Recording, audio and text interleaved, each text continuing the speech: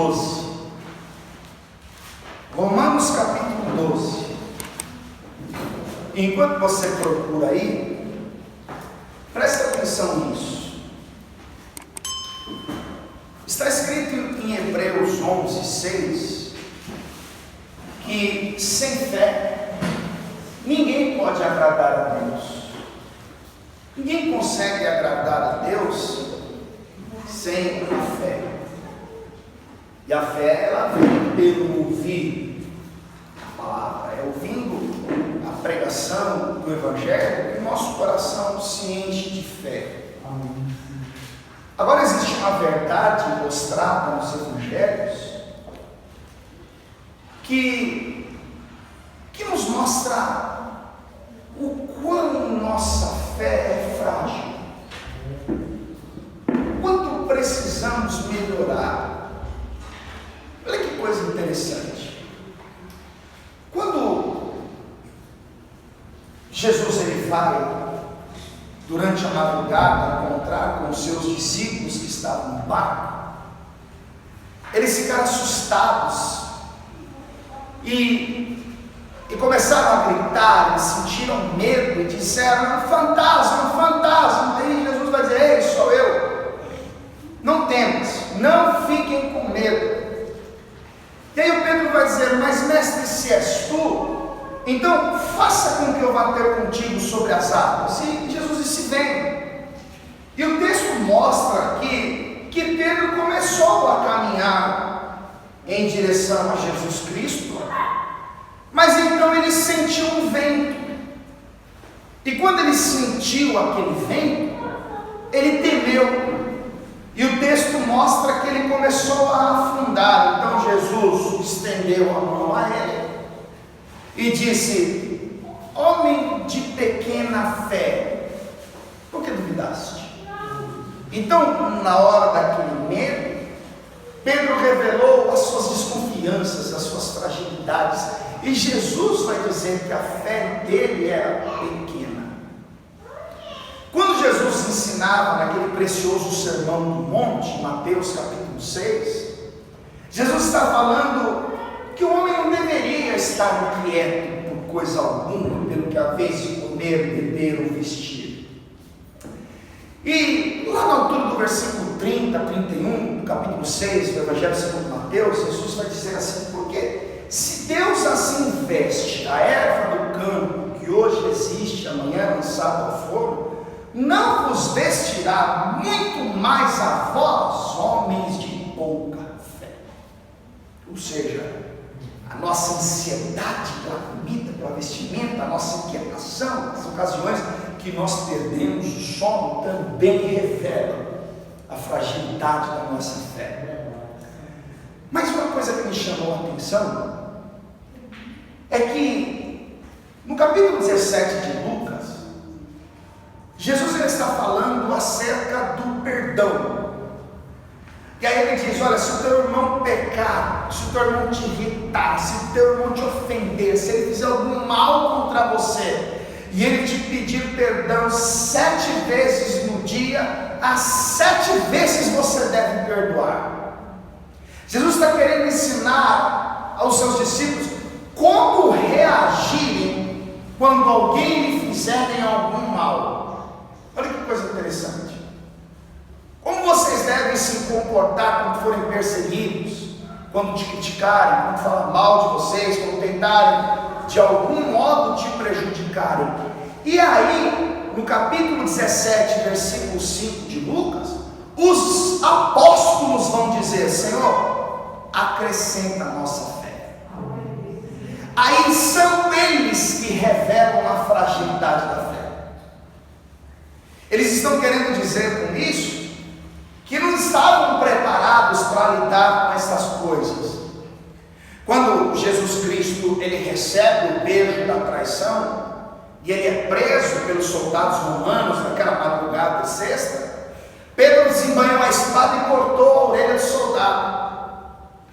E Jesus repreende a Pedro dizendo: Pedro, quem com a espada fere, com a espada será ferido.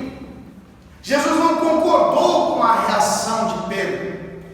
Em Lucas capítulo de número 9, quando Tiago e João vão a Samaria preparar pousada para o Senhor, os samaritanos, vendo que o aspecto deles era como de quem vinha a Jerusalém, eles rejeitaram Jesus ali. E aí Tiago e João vão dizer: Senhor, se o Senhor quiser, nós podemos orar e pedir para que desça fogo do céu e os consuma, como Elias o fez. Aí Jesus vai dizer: não é assim que vocês têm que agir. Porque o nosso instinto, a nossa natureza caída, tem a tendência em revidar, em buscar vingança. É aquela história de não levar desaforo para casa. Bateu, levou. Eu pago para não entrar, mas quando eu entro, eu pago para não sair. E Jesus vem ensinando no seu reino que nós não devemos agir assim, buscar a vingança.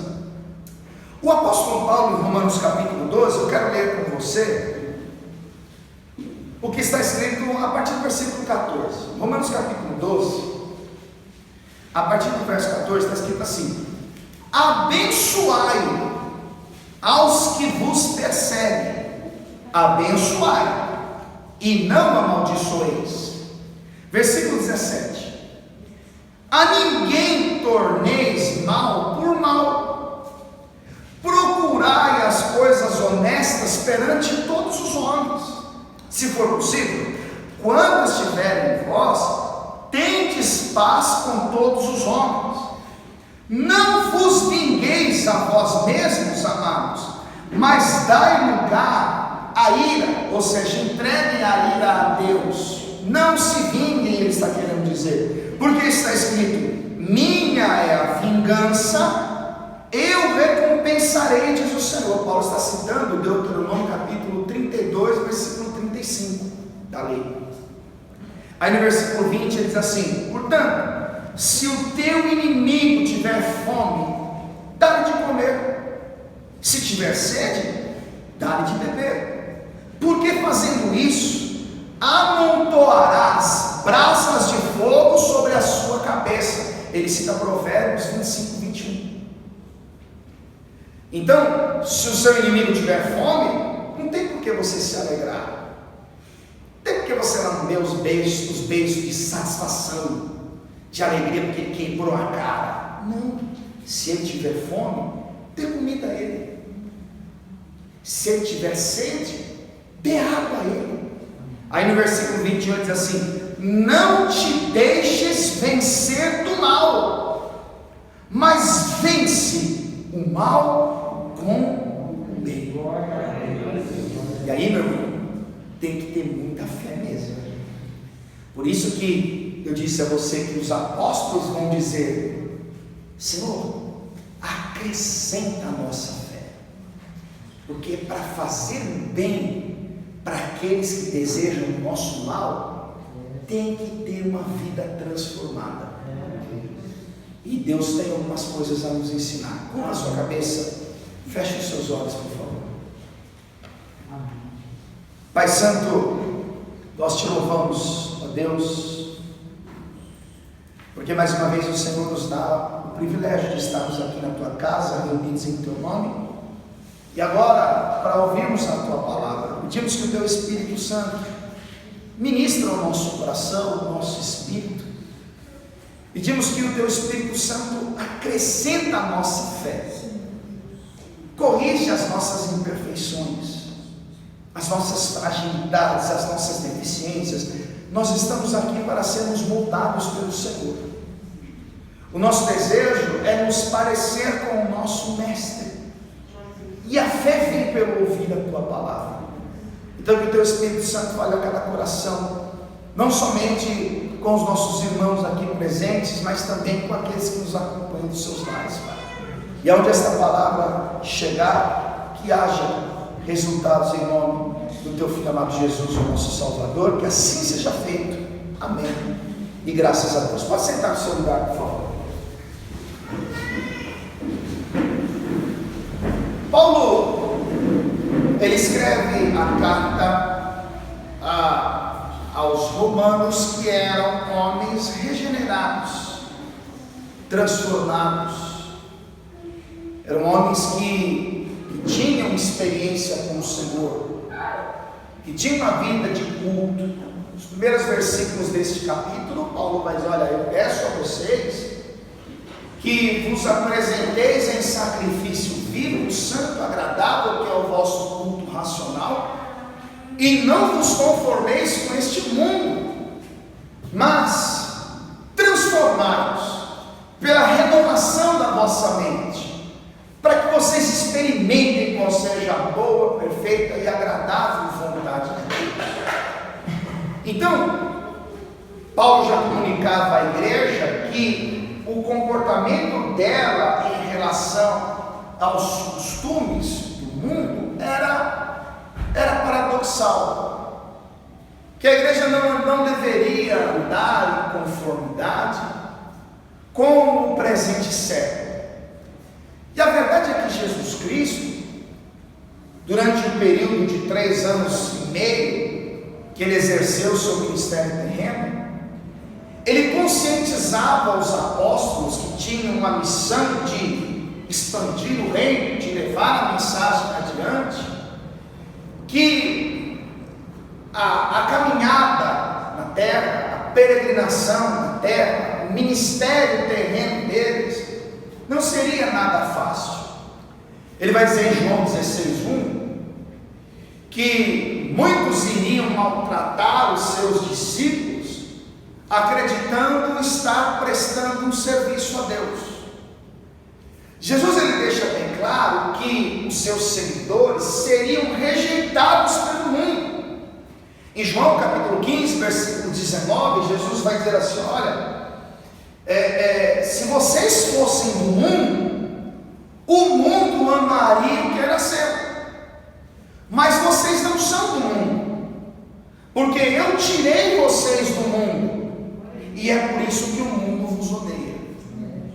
Ou seja, Jesus está deixando bem claro que o presente século, a sociedade sem Deus, seria uma oposição àqueles que são chamados e escolhidos para viver a sua vontade.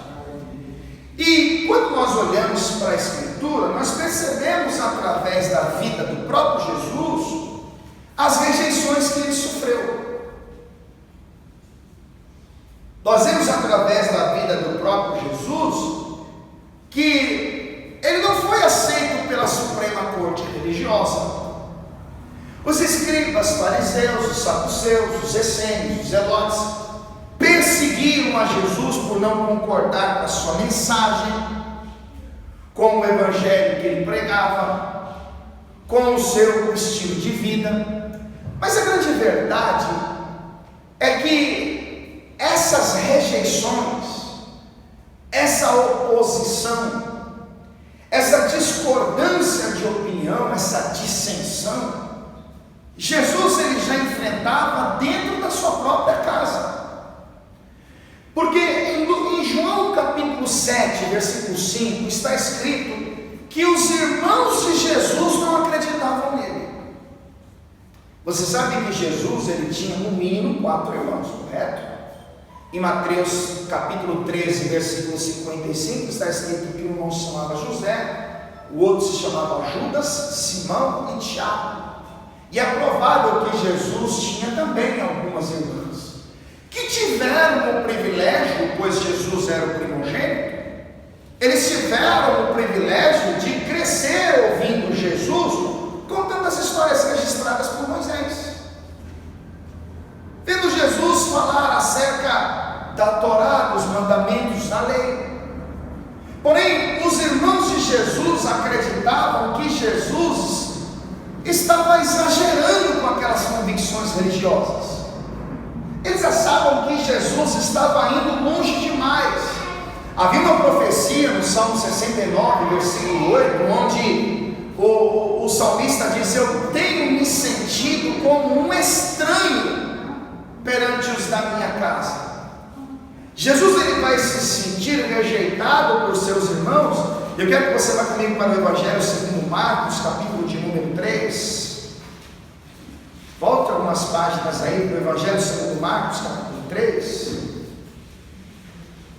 E eu preciso que você entenda desde já o seguinte: quando a pessoa ela é escolhida para fazer parte de um propósito de Deus, quando ela é separada para uma missão, quando essa pessoa é designada a um ofício, a um cargo, quando ela recebe de Deus um ministério, ou ela é transformada para integrar o corpo de Cristo, para fazer parte, e ela leva isso a sério, e ela se dedica ao que faz, ela precisa entender que faz parte do pacote da fé os insultos, as discordâncias.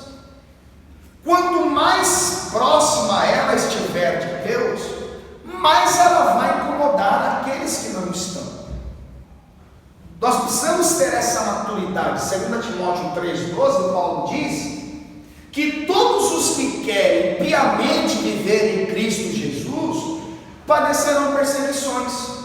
Então os irmãos de Jesus estão vendo Jesus andando de um lado para o outro, pregando, falando do amor de Deus, anunciando o reino, se expondo aos riscos por causa da perseguição dos religiosos. E Jesus mal se alimentava, porque ele dizia em João 4,34 que o que alimenta é fazer a vontade do Pai que o enviou e realizar as suas obras. E um dia Jesus estava dentro de uma casa, e além da multidão que estava naquela casa, provavelmente em Cafarnaum, estavam também os religiosos. E então os irmãos de Jesus, os parentes de Jesus, achando que Jesus estava indo longe demais, eles fazem planos para tirar Jesus dali. Eu pedi para você abrir em Marcos capítulo 3, e eu quero ler com você o que está escrito no versículo de número 20.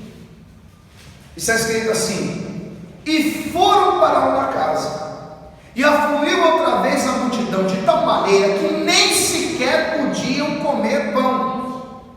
E quando os seus parentes ouviram isso, saíram para o prender, porque diziam: está fora de si.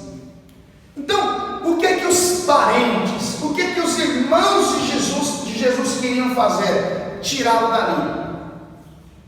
Imagine os quatro chegando: mas nós vamos fazer alguma coisa, porque Jesus está no meio de uma casa, e ele está indo longe demais com essa religiosidade dele, ele não quer saber de outra coisa a não ser ficar pregando, ensinando, e nós temos que tirá-lo de lá. Então entenda, Jesus encontrou resistência, ele encontrou oposição, ele encontrou rejeições dentro da sua própria casa, porque os seus irmãos não acreditavam nele e achavam que ele estava fora de si, achavam que ele estava exagerando. Vá comigo para o Evangelho segundo Mateus, capítulo 10. Olha o que Jesus disse. Evangelho segundo Mateus, capítulo 10, versículo de número 34. Está escrito assim: não cuideis que vim trazer paz à terra. Não vim trazer paz, mas espada. Olha o que Jesus está dizendo. Vocês estão pensando que eu vim trazer paz à terra? Eu não vim trazer paz, eu vim trazer espada. Mas por que Jesus está falando isso? O versículo diz assim: porque eu vim pôr em dissensão.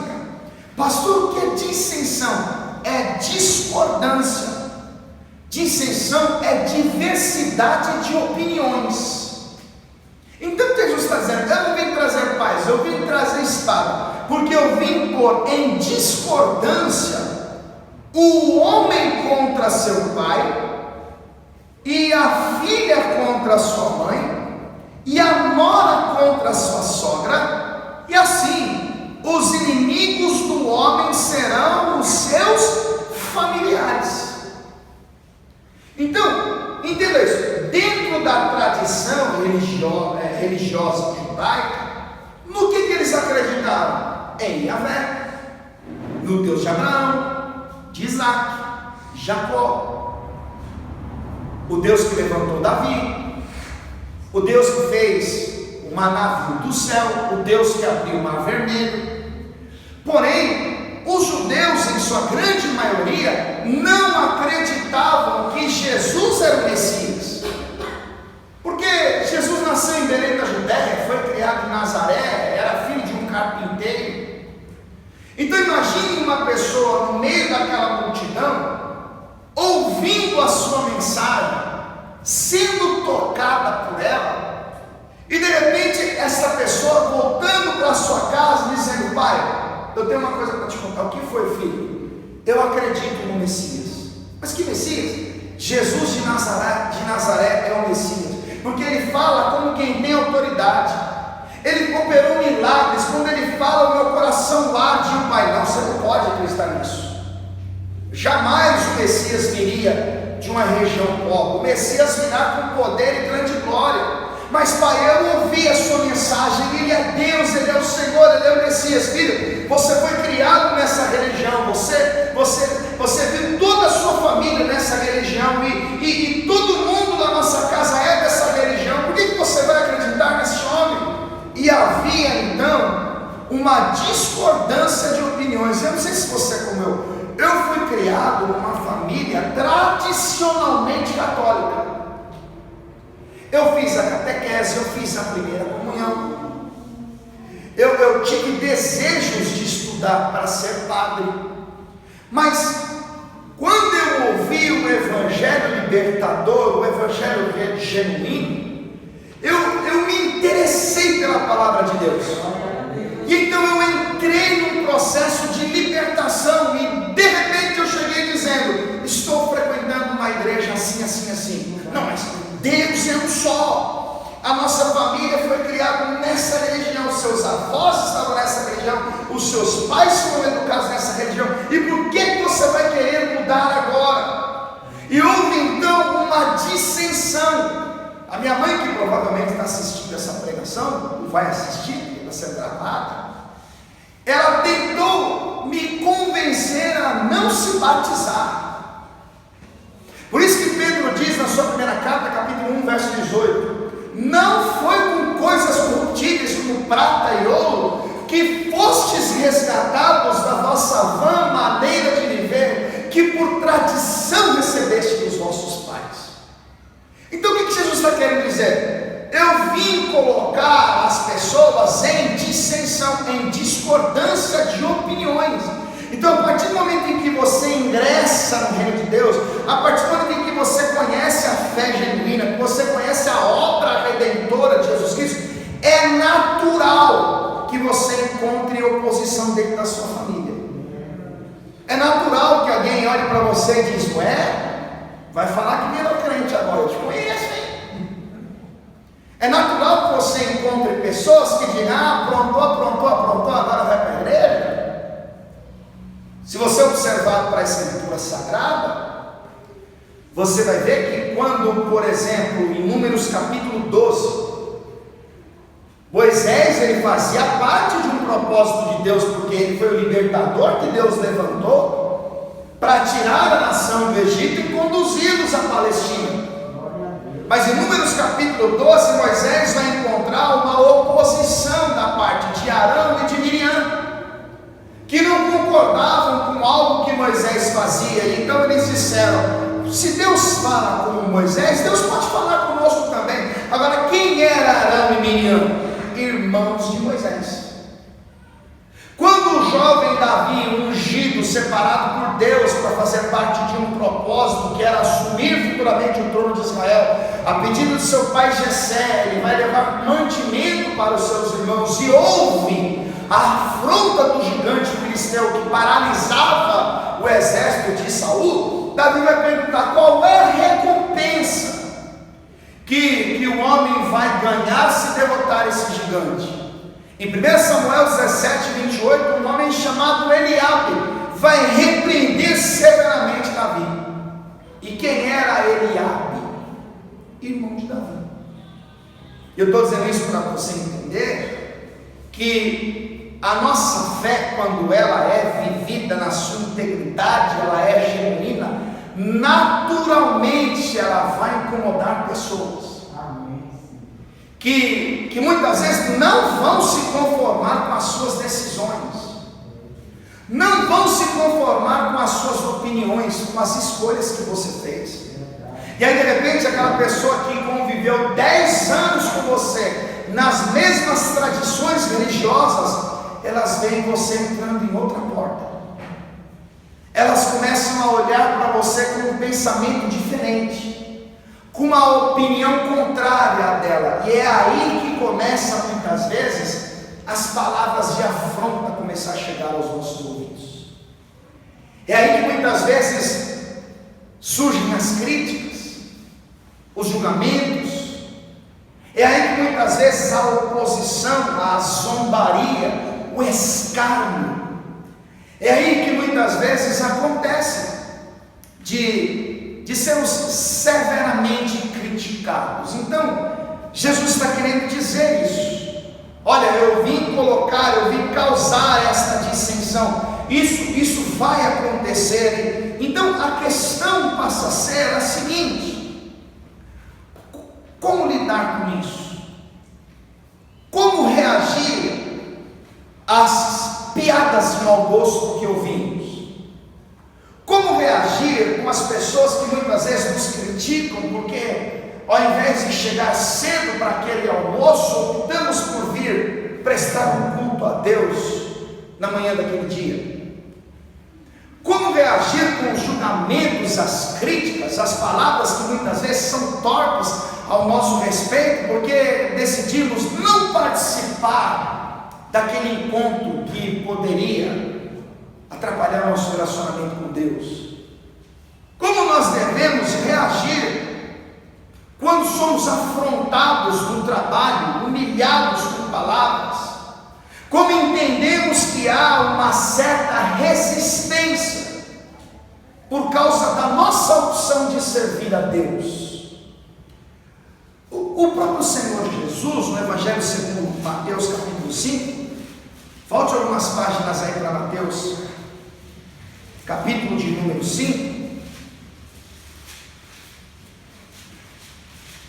É natural no ser humano reagir de maneira enérgica quando é confrontado, quando é afrontado. Por isso que eu citei o exemplo de Tiago e João em Samaria, e por isso que eu citei a reação de Pedro cortando a orelha do soldado.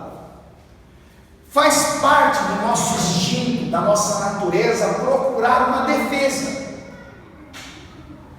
não aceitar o desaforo, reagir muitas vezes com a mesma rispidez, com a mesma estupidez, com a mesma arrogância. Falou mal de mim, agora vai ter que ouvir.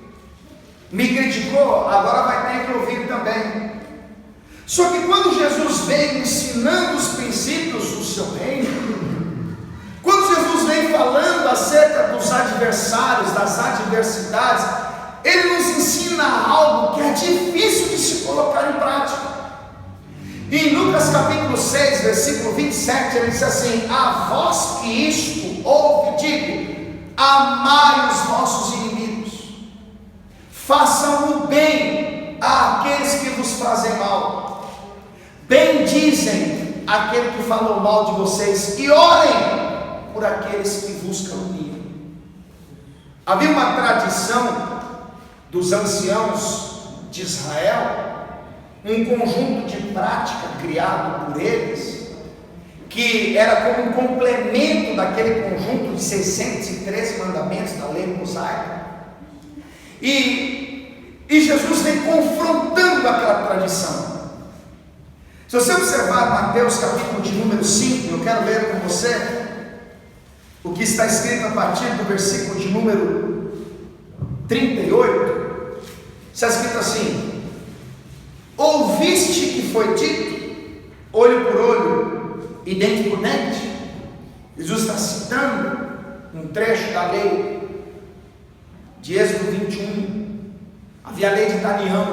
Por que olho por olho, dente por dente? Se alguém intencionalmente ou não me provocar uma lesão, eu tinha amparo na lei para retribuir a pessoa uma lesão parecida. De repente alguém, intencionalmente ou não, quebrou o meu braço. Eu tinha o direito de quebrar o braço dessa pessoa também. Então Jesus está dizendo: vocês ouviram o que foi dito? Olho por olho, dente por dente. Eu tenho uma coisa nova para dizer para vocês. Eu tenho uma coisa diferente para dizer para vocês. E olha o que ele vai dizer no versículo 39. Eu, porém, vos digo que não resistais ao mal, mas se qualquer te bater na face direita, ao invés de você usar o seu direito de bater na face direita do seu oponente, faz o seguinte: oferece a esquerda. Versículo de número 40. E ao que quiser pleitear contigo e tirar-te a vestimenta, larga-lhe também a capa. E se qualquer te obrigar a caminhar uma milha, vai com ele 2. Dá a quem te pedir, e não te desvies daquele que quiser que lhe emprestes. Ouvistes o que foi dito? Olha ele citando a tradição. Ouvistes o que foi dito? Amarás o teu próximo e aborrecerás o teu inimigo? Eu, porém, vos digo: amai a vossos inimigos, bendizei aos que vos maldizem, fazei bem aos que vos odeiam, e orai pelos que vos maltratam e vos perseguem. Para quê? Para que sejais filho do Pai que estais no céu. E aí você deve pensar, parar e entender que este "para que sejais filho do Pai" é uma condição que ele impõe. A Bíblia diz em 1 João capítulo 4, versículo 20 o seguinte: se alguém diz eu amo a Deus e não ama o seu irmão, é mentiroso. Porque se não ama o seu irmão a qual viu, como pode amar a Deus a quem não viu? Então entenda, a veracidade do nosso amor a Deus está condicionada ao amor que nós temos pelo nosso semelhante. E é aí que está o problema. A palavra de Deus diz que aquele que odeia o seu irmão é homicida. Na lei, para você cometer um homicídio, você tem que matar. Na graça, para você ser considerado homicida, basta você odiar o seu semelhante. E isso faz parte do conjunto de princípios que Jesus traz. Isso faz parte do conjunto de princípios que compõem o reino de Deus. Ou seja, nós não temos o direito de odiar a quem Deus ama. E é Jesus que está dizendo: amem os seus inimigos, desejem o bem, orem por aqueles que vos perseguem, não ofereçam resistência ao mal, não se deixes vencer do mal, mas vença o mal com o bem. E Jesus deu aos seus discípulos, aos apóstolos, a missão de levar essa mensagem adiante. E Deus prova a nossa fé nessas coisas. Olha o que Pedro escreveu na sua primeira carta, capítulo 3. Sabe comigo até lá? Primeira carta de Pedro, capítulo 3.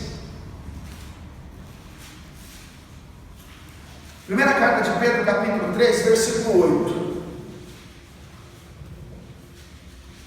Está escrito assim: e finalmente, sede todos de um mesmo sentimento, compassivos, amando os irmãos, entranhavelmente misericordiosos e afáveis, não tornando mal por mal, a mesma coisa que Paulo escreveu, não tornando mal por mal. Como assim tornando mal por mal? Não se vingando, não retribuindo a maldade, não agindo com a mesma maneira, da mesma maneira, com o mesmo procedimento que aquele que nos fez o mal agiu, não tomando mal por mal, injúria por injúria, antes, pelo contrário, bem dizendo, sabendo que para isto fostes chamados, para que por herança alcanceis a bênção. Diga glória a Deus. Então, o mesmo Deus que nos prova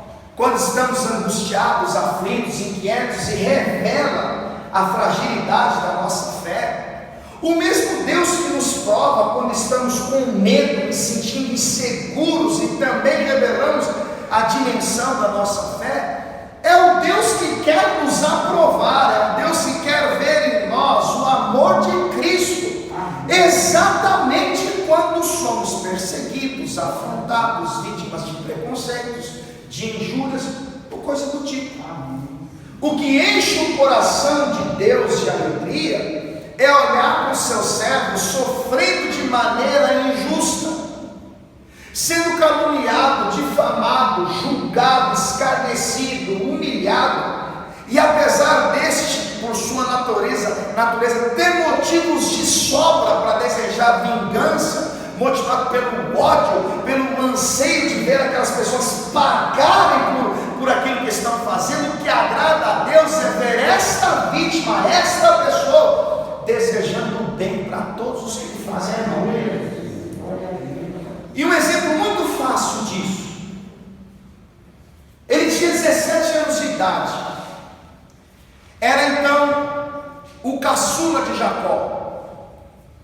Deus havia feito uma promessa a Abraão, e depois prometeu a Isaac, e depois prometeu a Jacó, de aumentar a sua prosperidade, de fazer deles uma grande nação. E a promessa passava pela vida de José. Como José, na ocasião, era o caçula de Jacó, José tinha um pouco mais na atenção do pai. José, ele era um pouco mais querido por Jacó. Quem tem mais de um filho sabe disso, que o filho caçula, que ainda não passou pelas etapas do primogênito, ele precisa de mais cuidados, ele precisa de maior atenção, ele precisa de uma dedicação a mais.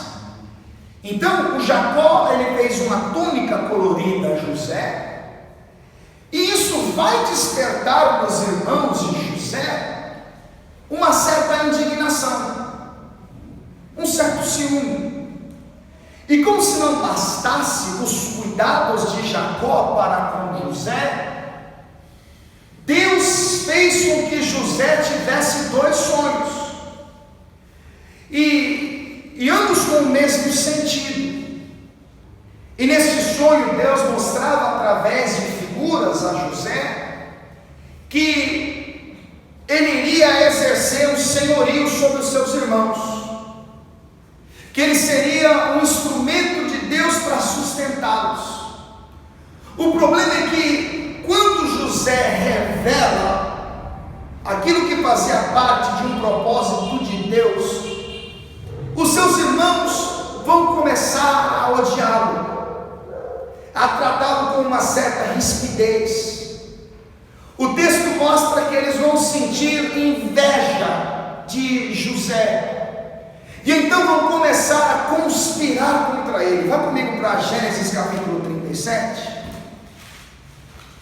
Gênesis capítulo de número 37,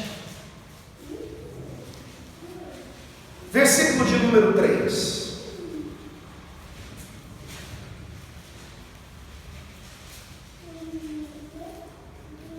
Gênesis capítulo 37, versículo 3, está escrito assim: e Israel, que é Jacó, amava a José mais do que a todos os seus filhos. Entendendo o que é o amor? Um sentimento de dedicação absoluta de uma pessoa a outra. Por que Moisés escreve que Israel amava mais a José? Porque ele tinha um sentimento superior aos outros? Não, porque ele se dedicava mais a José, ok? E dava mais atenção para José, porque era filho da sua velhice, e fez-lhe uma túnica de várias cores. Vendo, pois, seus irmãos que seu pai o amava mais do que a todos os seus irmãos, aborreceram-no e não podiam falar com ele pacificamente. Presta atenção nisso aqui. Quando o texto diz aborreceram-no, eles começaram a sentir ódio de José. E o que é um ódio? É um sentimento de grande rancor ou apatia por alguém. E qual é o problema do ódio? A Bíblia diz em Provérbios capítulo 10, versículo 12, que o ódio excita contendas. A pessoa que tem ódio, ela é uma ameaça para todo mundo. Por causa dessa apatia, esse rancor, uma confusão pode acontecer a qualquer momento. Parece que a pessoa fica procurando motivos, ela fica caçando confusão, ela implica com tudo. O ódio, ele excita contendas, e por causa desse ódio, eles não conseguiam falar com José pacificamente, como diz no final do versículo 4. Então, havia um ambiente hostil entre José e os seus irmãos. Agora entenda, quando José sonha e compartilha o sonho com os irmãos, então aquela hostilidade vai ficar ainda mais intensa. E então eles vão sentir inveja. Entenda isso aqui. Salmo 25,14 diz que os segredos do Senhor são para aqueles que o temem. Filipenses 2,13 diz que é Ele que opera em nós, tanto querer quanto efetuar. Eu citei aqui Moisés com Miriam e Arão, para que você entendesse que o propósito não era de Moisés, era de Deus. Eu citei Davi sendo confrontado por seu irmão Eliabe, mas o propósito não era de Davi, foi Deus que mandou ungí-lo. Não foi José que pediu para sonhar, não foi José que pediu para governar os seus irmãos. Quem deu sonhos a José foi Deus. Deus fez o caçula sonhar. Então, quando você começa a viver experiências com Deus, quando você começa a ser moldado pelo Senhor, quando você consegue viver situações, experiências, fases da vida que Deus te dá, como graça, como virtudes, é natural que alguém que não vive o que você está vivendo se incomode. Porque a grande verdade é que muita gente quer viver as boas experiências que temos com Deus, mas poucos são aqueles que querem pagar o preço. Então veja, José vai ser perseguido por seus irmãos por causa dos sonhos. Observe o que está escrito no versículo de número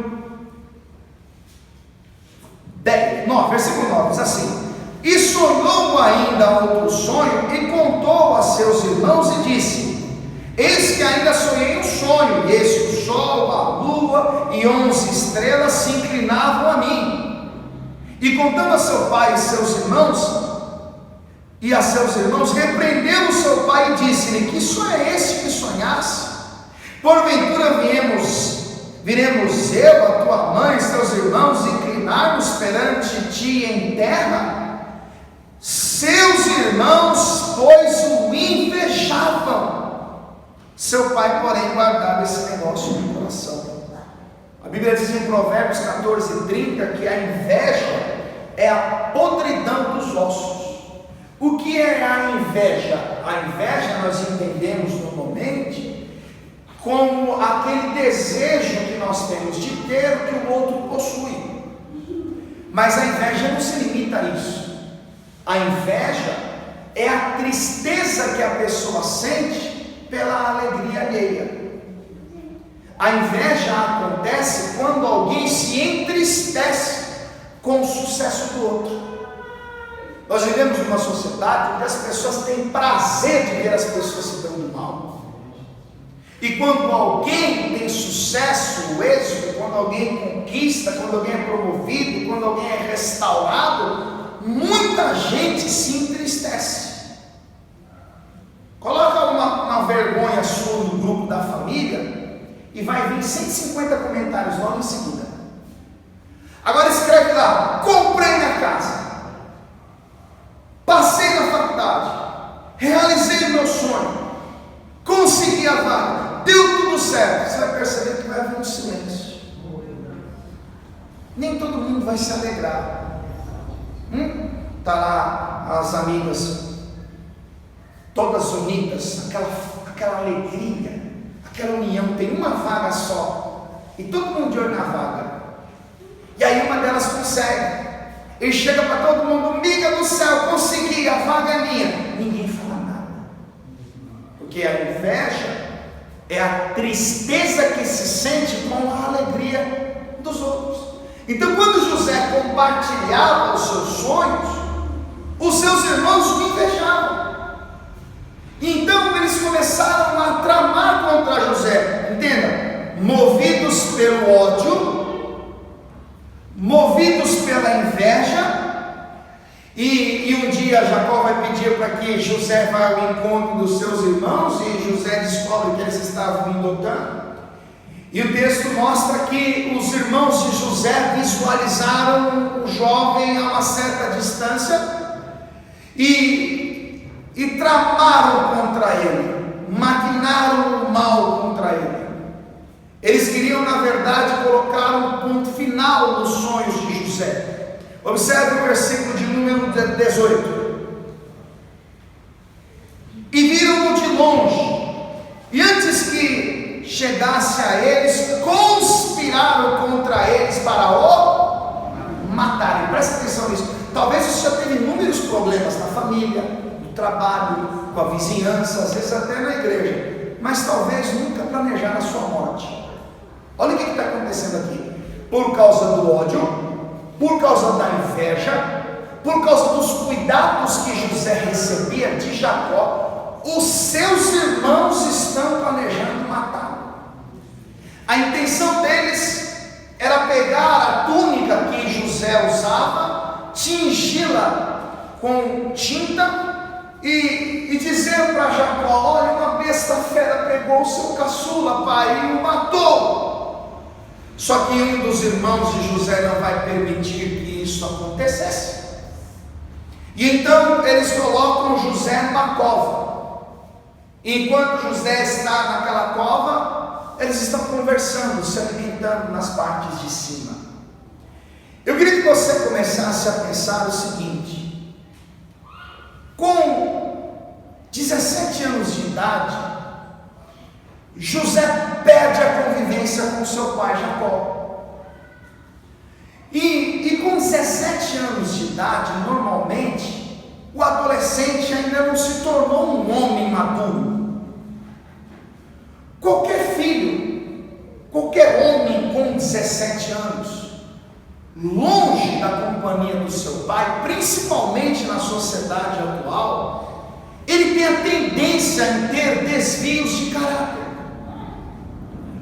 Procura observar, por exemplo, e não são todos os casos, mas eu diria que a maioria, a vida de um jovem homossexual. Normalmente ele não tem pai, ou a figura paterna é ausente. Dificilmente um pai que cuida do seu filho com zelo, com dedicação, com tempo, atenção e cuidados, vai buscar o seu filho na cadeia das drogas. Agora, a ausência da figura paterna pode deturpar a moralidade de um homem. José, com 17 anos, ele perde o convívio com seu pai Jacó. Ele tem que lidar com o ódio, com a inveja, com a rejeição dos seus irmãos. E quando uma caravana de ismaelitas passavam, eles vão tirar José daquela cova e vão negociá-lo, vender José para a caravana de ismaelitas, que ao chegarem no Egito, vão vender José ao eunuco de Faraó. Então imagine, José vai chegar no país sem conhecer o seu idioma, sem conhecer ninguém, debaixo de uma grande humilhação, porque ele foi vendido e longe do convívio do seu pai. José tinha tudo para ser um homem rebelde, ele tinha tudo para ser um homem rancoroso, ele tinha tudo para ver a sua vida se destruindo, ele tinha tudo para ser um homem magoado, cheio de complexos, cheio de ressentimentos, e tudo por que os seus irmãos fizeram a ele. Tudo por causa das más intenções deste homem. E você conhece a história. José vai trabalhar para Potifar. Com o tempo ele adquire a confiança do eunuco, mas José vai ser vítima de uma armação que vai terminar com a sua prisão. E então ele vai interpretar o sonho do copeiro, que lhe faz promessas, porém se esquece dele. Até que o faraó tem sonhos, ele sonhava com templos de vacas gordas, de vacas magras, e então o copeiro se lembra de José e mandou chamá-lo da prisão. E como você sabe, José vai interpretar o sonho de faraó, lhe dando estratégias para que durante o período de 7 anos de fartura ele estocasse, armazenasse alimentos, para que quando chegasse o período de 7 anos de escassez sobre a terra, o Egito tivesse fartura de alimentos. E então o faraó vai instituir José como governador. Chega-se então o período de escassez e todo mundo padecia uma estiagem, e o único lugar que havia mantimentos em abundância era no Egito. E então Jacó vai mandar os seus filhos irem ao Egito em busca de mantimento, e aí vai acontecer 22 anos depois o encontro de José com os homens que lhe fizeram mal. Presta atenção nesse detalhe. Depois de 22 anos, aquilo que José sonhou vai se cumprir. Os irmãos de José vão ao Egito em busca de mantimento. Eu quero que você avance para o capítulo de número 45. E eu quero mostrar para você como é que José vai reagir a este encontro. José está diante dos homens que lhe fizeram mal, que tentaram destruir os seus sonhos. José está diante de homens que debocharam deles, que não deram crédito àquilo que ele falou, que motivados pela inveja, pelos ciúmes, pelo ódio, vão tramar o fim daquele sonho. E quando José tem encontro com seus irmãos, neste emocionante capítulo 45, José vai se revelar a eles. José vai dizer quem ele é. Capítulo 45, versículo 3, está escrito assim: e disse José a seus irmãos: peço-vos, chegai-vos a mim. Olha só, chegai-vos a mim. Versículo de número 4, não é? No 3 está escrito assim: e disse José a seus irmãos: eu sou José, vive ainda meu pai? E seus irmãos não lhe puderam responder, porque estavam pasmos diante da sua face. Porque eu acredito que nesse espaço de 22 anos, o que eles pensaram? Puxa, um dia nós prejudicamos um irmão. Será que José está vivo? Será que ele morreu? Para onde será que os caras levaram ele?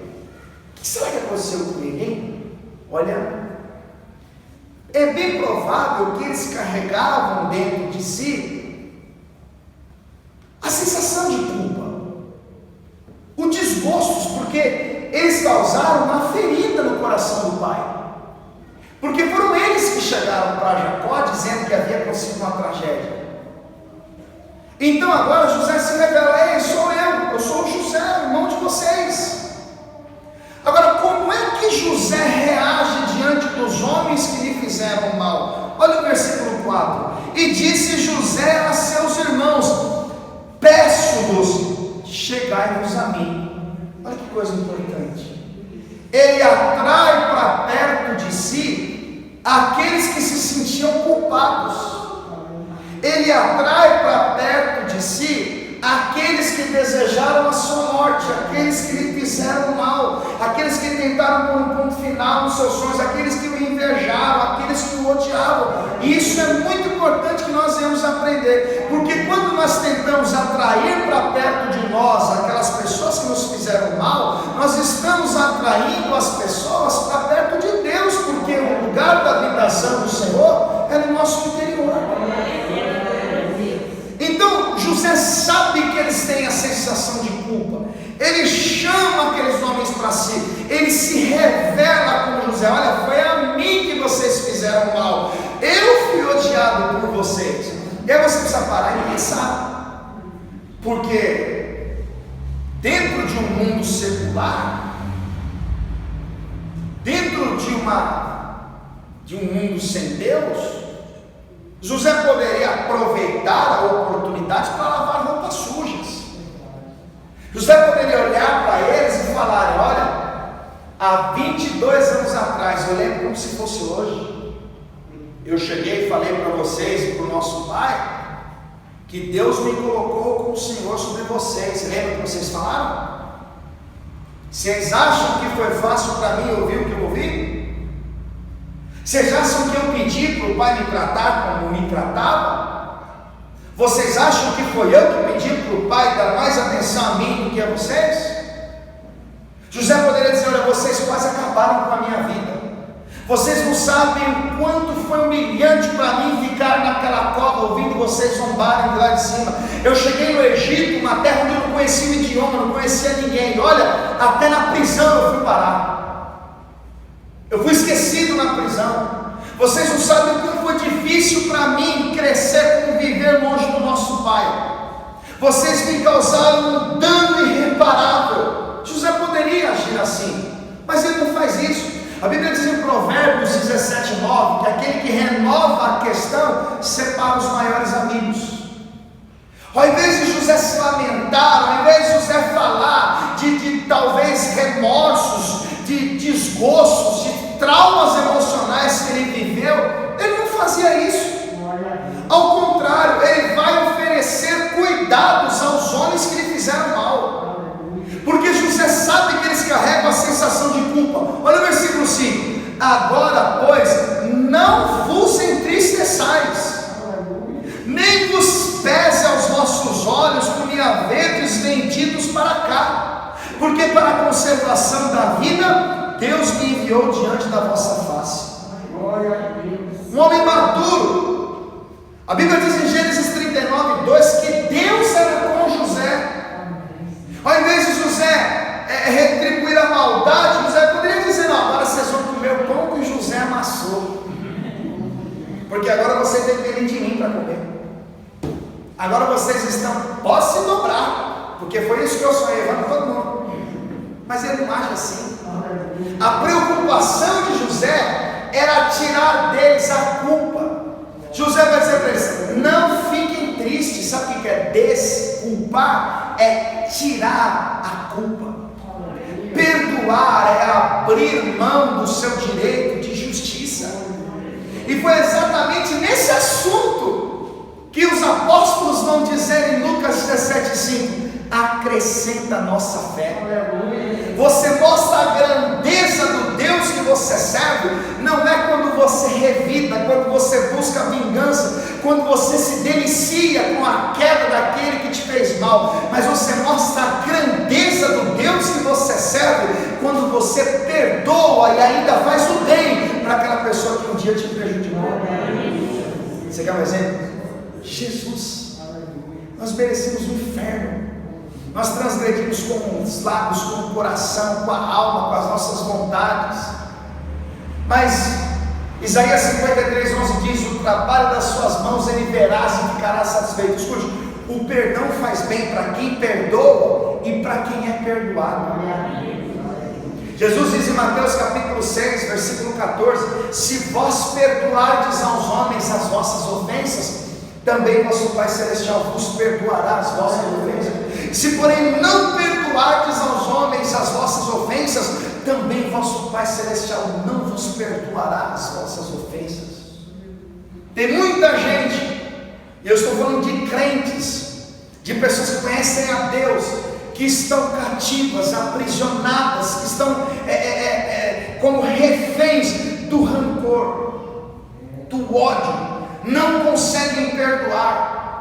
Olha e lembra, traz para os dias atuais os traumas vividos no tempo passado, meu irmão. O perdão liberta. Amém. Paulo diz em 2 Coríntios capítulo 2, versículos 9 e 10: e a quem vós perdoardes, eu também perdoo, e faço isso por amor de vós na presença de Cristo, para que não sejamos vencidos por Satanás, porque não ignoramos os seus ardis, as suas estratégias. Efésios 4:31, toda amargura, ira, cólera, gritaria sejam tiradas de entre vós. Antes sedes uns para com os outros benignos, misericordiosos, perdoando-vos uns aos outros. José poderia pagar, e entenda isso aqui também, qual era o receio deles? Porque pouco tempo depois o Jacó morre, e quando Jacó morreu, os irmãos pensaram, agora a casa caiu. Por quê? Porque José não fez o mal contra nós, para não ferir o coração do nosso pai, mas agora o pai morreu, pode se preparar que agora a casa caiu, agora ele vai pegar a gente de jeito, agora chegou a hora da colheita, agora nós vamos pagar por aquilo que nós fizemos a ele. Olha o que está escrito aqui no versículo 50, capítulo 50, melhor dizendo, Gênesis capítulo de número 50, versículo 15, está escrito assim, capítulo 50, versículo 15 de Gênesis. Vendo então os irmãos de José que seu pai já estava morto, disseram, porventura nos odiará José e nos pagará certamente todo o mal que lhe fizemos. Ou seja, agora o pai morreu, a casa caiu, agora José acaba com a gente, agora chegou a hora de recebermos o mal que nós fizemos a ele.